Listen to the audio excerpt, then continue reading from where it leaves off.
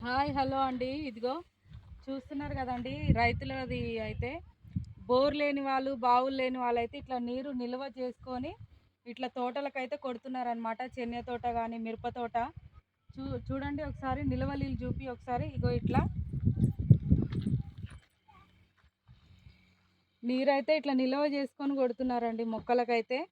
ఇగో ఇట్లా చిన్న చిన్న తొట్లు కానీ నిజంగా అండి, బోర్లు బావులు లేని వాళ్ళకైతే చాలా, ఇలాంటి రైతులకైతే మనము ఎంతైనా వాళ్ళ గురించి ఎంత చెప్పినా తక్కువే అనమాట. రైతుల గురించి అయితే చూస్తున్నారు కదండి, వాళ్ళ బాధలు దగ్గరుండి చూస్తే కానీ మనకు తెలియదు అనమాట.